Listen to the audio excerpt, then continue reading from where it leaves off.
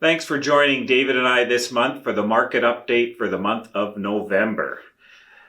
We saw an awful lot of interesting market movement in the month of November. We started off, we had a ton of momentum that just carried through. And then in the last week, we ran into a little bit of a speed bump with this new, what's it call it? Omicron variants. Can't keep up with all the names of them, and it definitely caused the market to pull back. And so overall, for the month of November, we saw the U.S. market slightly down. Canada was a little bit worse, and really all through Europe and Asia, all the markets were a little bit off for the month of November, David. Yeah, definitely. Obviously, the new, the fresh news of a new variant is obviously going to concern markets, with travel being suspended from several countries in Africa, and then the knock-on effects of what that may mean. We've seen the playbook for this from back in 2020, obviously, with the world shutting down there for several months in 2020, and the stock market tumult that was a result of that. I guess we're seeing a bit of a microcosm of that this time. I don't think, obviously, governments are not going to be keen to shut down travel as much as what happened in 2020, and nor should they. It's probably a pretty reasonable expectation, I would think, Harry, for governments to just sort of take some steps on this. But the reality is we do have vaccines. A lot of people are vaccinated.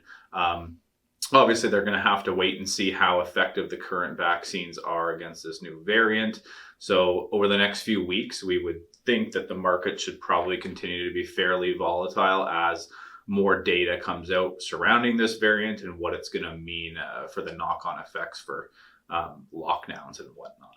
Yeah, good points, David. And you know, some of the themes that we're seeing, that are causing a little bit of extra volatility at this time of year is, inflation is still a front and center concern for a lot of people.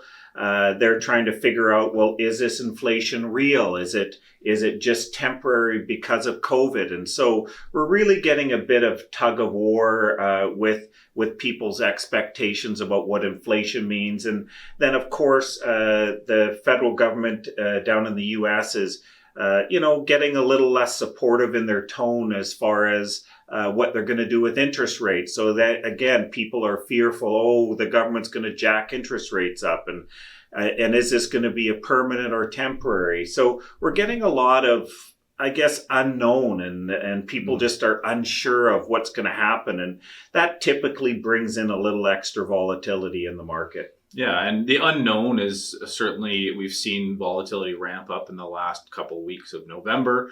And as we're recording here on December 2nd, it's still, the markets have been volatile for the first couple of days of December as well. We think that's probably going to continue for a little while as, again, the data coming out about this new COVID variant, we figure out really just how dangerous is this.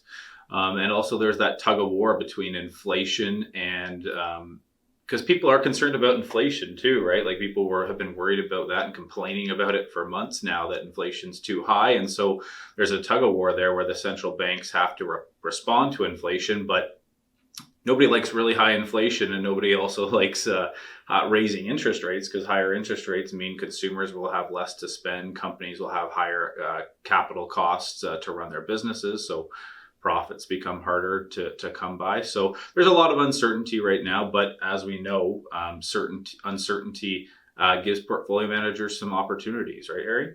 100%. I mean, this is what active management's all about, is when things get emotional and the markets start moving up and down, the money managers are able to take advantage of that volatility, and they use that as a buying opportunity. I mean, you get the legendary Warren Buffett. He's done this for his whole life. And, the money managers that we have you all involved with are actually doing exactly the same thing. So we're definitely taking advantage of that, David, for sure. Yeah, portfolio managers will take advantage of it. And also we're getting into the season here where a lot of people will start to look at making year-end top-ups to certain accounts, or beginning next year looking at their RSP contributions. So if you're somebody who's planning to do that in the next couple of months, if we do get a bit of a slide in the markets, extended slide for a couple of weeks, that's not a terrible thing. As we know, long term, the markets will always be profitable.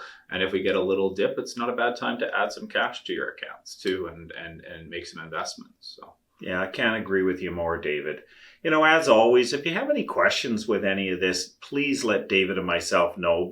But understand, like, we've been through these things 1,000 times before, and we'll be through them 1,000 times in the future. This is just normal. The triggers are always different, but what we're going through is typical and normal. And the money managers actually do like the volatility, like we talked about. Just take care of yourself.